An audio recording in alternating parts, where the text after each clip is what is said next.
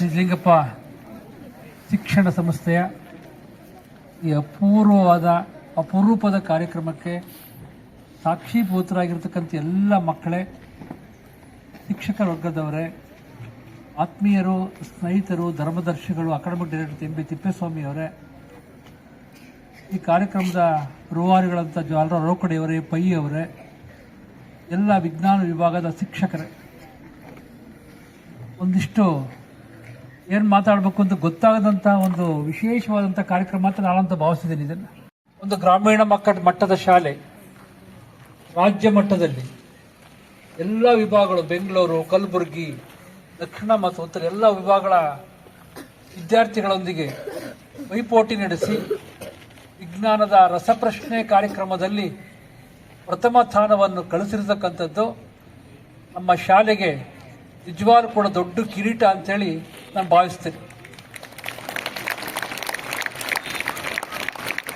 ನಮ್ಮ ಮಕ್ಕಳು ಈ ಒಂದು ರಸಪ್ರಶ್ನೆ ಕಾರ್ಯಕ್ರಮಗಳಾಗಿರ್ಬೋದು, ಪೈಪೋಟಿ ಪರೀಕ್ಷೆಗಳಾಗಿರ್ಬೋದು, ಇದು ಒಂದು ದಿವಸದ ಓದಿನಿಂದ ಬರ್ತಕ್ಕಂಥದ್ದಲ್ಲ, ನಿರಂತರ ಪರಿಶ್ರಮದಿಂದ ಬಂದಿರತಕ್ಕಂಥದ್ದು. ಈ ಮಕ್ಕಳು ನಿಜವಾಗ್ಲೂ ಕೂಡ ಪಠ್ಯಪುಸ್ತಕವನ್ನು, ವಿಜ್ಞಾನವನ್ನು ಅದೆಷ್ಟು ಮಟ್ಟಿಗೆ ತಮ್ಮ ಜೀವನದಲ್ಲಿ ಅಳವಡಿಸ್ಕೊಂಡು ನಿಜವಾದ ನಿರಂತರವಾದ ಕಲಿಕೆಯ ಕ್ರಮವನ್ನು ಅನುಸರಿಸಿ ಈ ಒಂದು ಸ್ಟೇಟಸ್ಸಿಗೆ ಬಂದಿದ್ದಾರೆ. 900ಕ್ಕೂ ಹೆಚ್ಚು ವಿದ್ಯಾರ್ಥಿಗಳು ಭಾಗವಹಿಸಿರ್ತಕ್ಕಂಥ ಈ ಒಂದು ರಾಜ್ಯ ಮಟ್ಟದ ಕಾರ್ಯಕ್ರಮದಲ್ಲಿ 130 ತಂಡಗಳು ಈ ಕೆಲಸ ಮಾಡಿರ್ತಕ್ಕಂಥದ್ದು, 8 ತಂಡಗಳು ಸೆಮಿಫೈನಲ್ ಬಂದಿರತಕ್ಕಂಥದ್ದು. ನಿಜವಾಗ್ಲೂ ಆ ಪರಿಸ್ಥಿತಿ ನೆನೆಸ್ಕೊಂಡು ನೀವು ಟಿವಿದಲ್ಲಿ ನೋಡ್ತಾ ಇರ್ತೀರ, ಕರೋಡ್ಪತಿ ಪ್ರಶ್ನೆ ಕೇಳ್ತಾ ಇರ್ತಾರೆ, ಉತ್ತರ ಹೇಳ್ತಿರ್ತಾರೆ ಅಂತೇಳಿ, ಎಷ್ಟು ಚಡಪಡಿಸಿರ್ತಾರೆ ಅಂತೇಳಿ. ಹಾಗಾಗಿ ಈ 3 ಜನ ವಿದ್ಯಾರ್ಥಿಗಳು ಅಂತ ಒಂದು ಚೂರ ಫಿಗರ್ ನೆನೆಸ್ಕೊಂಡ್ರೆ ಹೆಂಗೆ ಕೂತಿದ್ರು ಅಂತೇಳಿ 8 ಬ್ಯಾಚ್ಗಳಲ್ಲಿ ಅವ್ರು 3 ಕುಂಡ್ರಿಸಿ ಪ್ರಶ್ನೆಗಳನ್ನು ಕೇಳಿ ಆ ಪ್ರಶ್ನೆಗಳಿಗೆ ಉತ್ತರವನ್ನು ಪಡಿತಕ್ಕಂಥ ರೀತಿ ಹೆಂಗಿತ್ತು ಅಂದರೆ, ನಿಜವಾಗ್ಲೂ ಕೂಡ ನಮ್ಮ ಪೈಯವರು ಮತ್ತು ನಮ್ಮ ಜ್ವಾಲ ರೋಕಡೆಯವರು 1 ನಿಮಿಷಕ್ಕೊಂದು ಫೋನ್ ಮಾಡ್ತಾ ಇದ್ರು.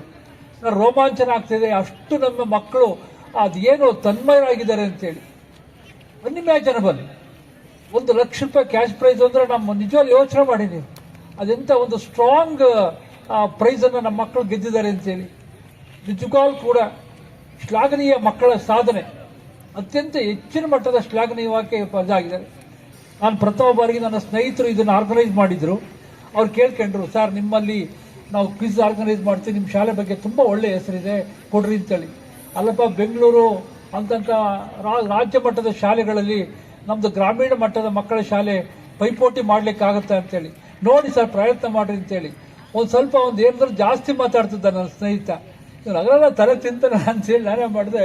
ಮೇಡಮ್ಗೆ, ಮೇಡಮ್ ಭಾಳ ಕಾಡಿಸ್ತಾ ನನಗೆ, ಒಂಚೂರು ನೀನೇ ಮಾತಾಡಮ್ಮ ಅಂತೇಳಿ. ನಿಜವಾಗ್ಲೂ ಸುಳ್ಳಲ್ಲ, ಅವ್ರಿಗೆ ಇದು ಮಾಡಿದೆ.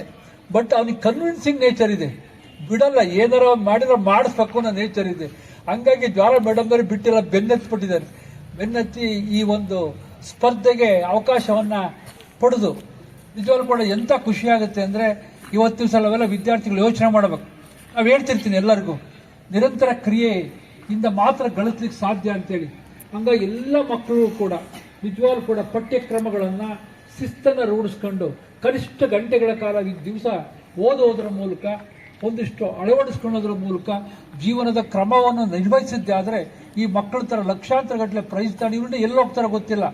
ರಾಷ್ಟ್ರ ಮಟ್ಟಕ್ಕೆ ಹೋಗ್ತಾರೆ, ರಾಜ್ಯ ಮಟ್ಟದಲ್ಲಿ ಗೆದ್ದಿದ್ದಾರೆ, ಈಗ ರಾಷ್ಟ್ರ ಮಟ್ಟಕ್ಕೆ ಹೋಗ್ತಾರೆ. ಉನ್ನತವಾದಂತಹ ಶಿಕ್ಷಣವನ್ನು ಪಡೆದು ನಮ್ಮ ರಾಷ್ಟ್ರಕ್ಕೆ ಕೀರ್ತಿ ತರ್ತಕ್ಕಂಥ ಮಕ್ಕಳಾಗಲಿ ಅಂತೇಳಿ ನಾನು ನಿಜವಾಗ್ಲೂ ಆಶಿಸ್ತೇನೆ. ಯಾಕೆಂದರೆ ಅವರ ಒಂದು ಪ್ರತಿಭೆ ಇದೆಯಲ್ಲ, ಆ ಪ್ರತಿಭೆ ಅವ್ರನ್ನ ಅಲ್ಲಿ ತಗೊಂಡೋಗುತ್ತೆ.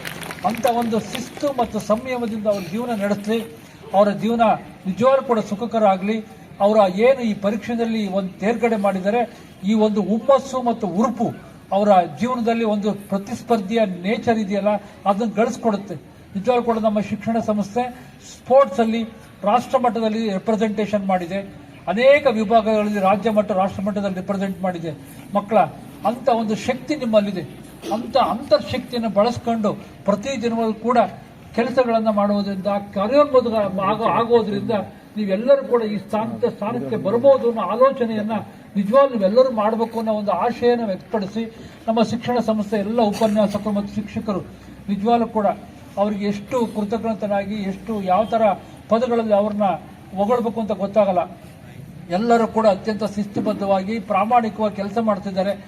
ಆ ಕೆಲಸದ ಪರಿಣಾಮವೇ ಆ ರಿಸಲ್ಟೇ ಇಂಥ ಒಂದು ಪರೀಕ್ಷೆಗಳಲ್ಲಿ ಪಾಸ್ ಆಗಲಿಕ್ಕೆ ಸಾಧ್ಯತೆ ಆಗಿದ್ದು ಅನ್ನೋ ಮಾತನ್ನು ಹೇಳ್ತಾ ಎಲ್ಲ ಶಿಕ್ಷಕ ವರ್ಗದವರು, ಅದು ಸ್ಟೇಟ್ ವಿಭಾಗ ಆಗಿರ್ಬೋದು, CBSE ವಿಭಾಗ ಆಗಿರ್ಬೋದು, ಎಲ್ಲ ವಿಭಾಗದವರು ನಿಜವಾಗ್ಲೂ ಕೂಡ ಈ ಒಂದು ಮನಸ್ಥಿತಿಯನ್ನು ಗಳಿಸ್ಕೊಂಡು ನಮ್ಮ ಮಕ್ಕಳನ್ನ ಕ್ಲಾಸ್ ರೂಮಲ್ಲಿ ಹೇಗೆ ತಯಾರು ಮಾಡಬೇಕು ಅನ್ನೋದನ್ನ ನಿಜವಾಗ್ಲೂ ಅರ್ಥಕೋಬೇಕು. ಎಲ್ಲ ಶಿಕ್ಷಕರು ಕೂಡ ಹೆಂಗೆ ಅಂದ್ರೆ ಪ್ರತಿಯೊಬ್ಬ ಗೆಲ್ತಕ್ಕಂಥ ನೇಚರನ್ನ ಗಳಿಸ್ತಕ್ಕಂಥದ್ದೇ ನೀವು.